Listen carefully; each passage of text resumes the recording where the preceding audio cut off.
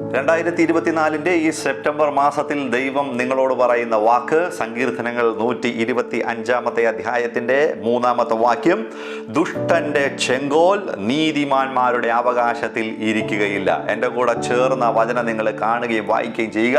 ദുഷ്ടന്റെ ചെങ്കോൽ നീതിമാന്മാരുടെ അവകാശത്തിൻ്റെ മേലിരിക്കുകയില്ല.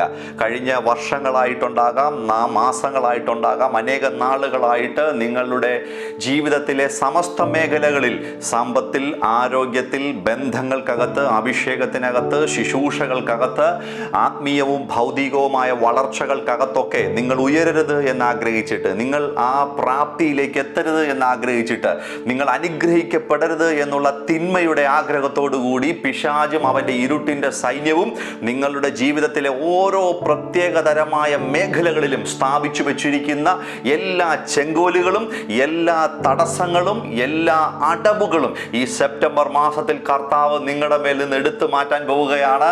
അത് നിങ്ങളുടെ മുമ്പിൽ തകർന്നു വീഴുന്നത് ഈ സെപ്റ്റംബർ മാസത്തിൽ നിങ്ങളെ കണ്ണുകൊണ്ട് നിങ്ങൾ കാണാൻ പോവുകയാണ്. കാരണം ഇപ്പോൾ സൗജന്യമായി ക്രിസ്തുയേശുവിൽ വിശ്വസിച്ചിരിക്കുന്ന നിങ്ങളെ ദൈവം നീതീകരിച്ചിരിക്കുന്നതാകയാൽ, നിങ്ങൾ നീതിമാൻ എന്ന പദവിയിലേക്ക് പ്രവേശിച്ചിരിക്കുന്നത് കൊണ്ട് നീതിമാന്റെ അവകാശത്തിന്റെ മേൽ ദുഷ്ടന്റെ ചെങ്കോൽ ഇരിക്കാൻ കഴിയുകയില്ല. എൻ്റെ കൂടെ അത് വിശ്വസിച്ച് ചേർന്ന് ആമേൻ പറഞ്ഞ് അതിനെ ഉറപ്പിക്കുക, സ്വീകരിക്കുക.